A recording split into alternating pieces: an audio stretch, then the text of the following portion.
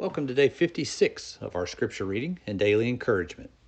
Today we're going to cover Numbers chapter 34 and 35. And we're going to finish up Mark chapter 10, verses 35 through 52. As we pick up in Numbers, God is defining the boundaries of the promised land. So they're about to enter the promised land, and God is defining the boundaries to Moses of what the promised land will be. So let's stop and talk about boundaries for a moment. I'm going to kind of pull from the script of the scripture and just talk about boundaries. You know, we're told back in Genesis that we are born with a rebellious sin nature. It's born into us, and it's something that we struggle with our entire lives. And we have to apply what we're learning in Scripture to bind up that rebellious sin nature. And I think that sin nature that's in us, that rebelliousness is sort of born into us. When we hear the word boundaries, we just immediately kind of buck up. It doesn't matter what we're talking about. You hear the word boundary and it's like, oh, that's a bad word.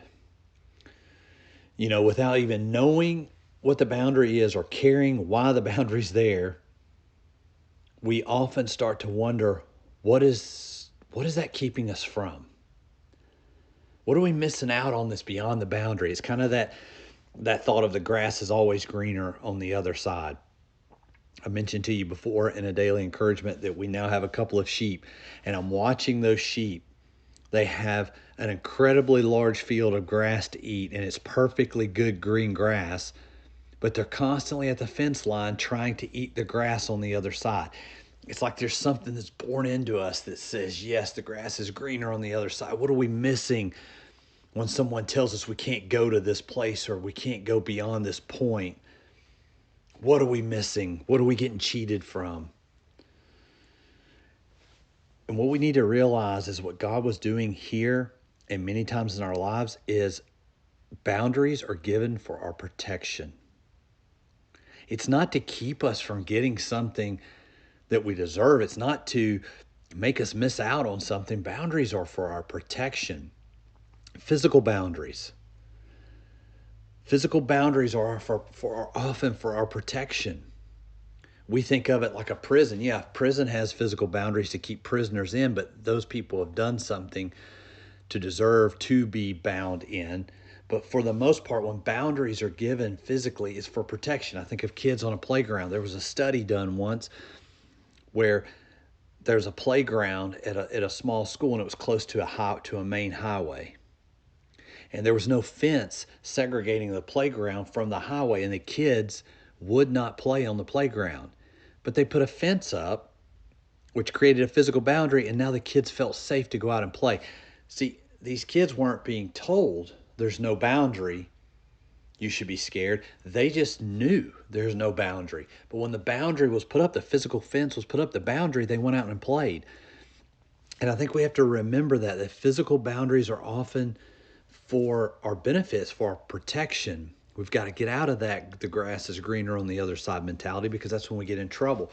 But boundaries go farther than physical boundaries. Sometimes they're relationship boundaries. Sometimes people do things to us that they shouldn't do, and they continue to, no matter how good we are to them, no matter how well we treat them, no matter how well we do that scripture, we live out that scripture of doing to others as we would have them do unto us. No matter how good we are to them, they still treat us bad, and we need to set boundaries with those people. Emotional boundaries. So there are physical boundaries, relationship boundaries, emotional boundaries. There are many boundaries that can be very good in our lives. If someone sets a relationship boundary with me, the first question I'm going to ask is, what do I need to change? What did I violate in them?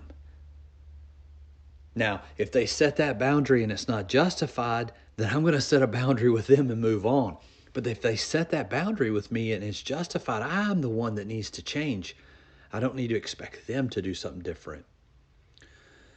So I know I'm going way off where Moses is describing how God was setting out the boundaries for the promised land, but it just sparked something in me where I felt like I need to encourage you. Boundaries are good. Don't rebel against boundaries. It is good to set boundaries with people. It is good to set boundaries with situations. It's good to have physical boundaries. God was setting these boundaries for his chosen people so they would understand what was their promised land. But we see even before those boundaries are set that you got these two tribes we talked about yesterday that are immediately wanting to get outside the boundaries. It's just born into us. But God is telling these people, I'm going to protect you, and here's the land that I'm going to give you. As we go over into Mark, we pick up with a story with James and John, and we've heard this story in Matthew. We've heard a similar story last chapter in Mark. James and John they're talking to Jesus. Hey, what can we do to be seated in the places of honor? When you're on your throne, Jesus, put one of us on your right, one of us on your left. Give us places of honor. And I think we find ourselves in this mentality a lot. We've followed you, Jesus. We deserve more than we have. It's kind of like this boundaries discussion, right? We deserve more than we have. If you were with us on the first or second or third day of our scripture encouragement, we talked about how that was the original temptation in the Garden of Eden. God has set a boundary with Eve and Adam, and Satan shows up to say, you deserve more than you have. The grass is greener on the other side. You deserve that fruit from that tree. And we kind of see James and John doing the same thing here in a little bit different way, but they're saying we deserve to be in these places of honor because we've left everything and followed you. And this makes the other disciples mad because they've done the same thing and they're not demanding this, right? So in verse 42, so Jesus called them together and said, you know that the rulers in this world lord it over their people, and officials flaunt their authority over those under them.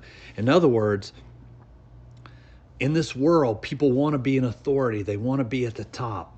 But in verse 43, he says, but among you it will be different. Guys, we need to take heed to the scripture. Among us as followers of Jesus, it will be different than the world. Whoever wants to be a leader among you must be your servant. And whoever wants to be the first among you must be the slave of everyone else. For even the Son of Man came not to be served, but to serve others and to give his life as a ransom for many. I want you to think about this. We just covered this. Jesus is saying if you want to be first, you want to be a leader, be a servant. You want to be the best in the kingdom, the greatest, be a servant. And we've got this guy, Mark, who's writing this book to tell about Jesus, and 2 chapters in a row, he tells almost the same story. Do you think it was? It had to be a very important thing that Mark is trying to get across to us. This is an important message, guys. We have to get our arms around. We have to be servants in the kingdom. The world, even the church world, is all about gaining leadership and gaining a platform and gaining followers. And Jesus says, don't fall into that temptation. You be a servant, and that will propel you to the greatest in the kingdom. And as we wrap up today's scripture reading, we see Jesus heal a blind man. Why? Because of the man's faith. The man heard Jesus was nearby. He starts shouting for him. The crowds are like, shut up, shut up, shut up.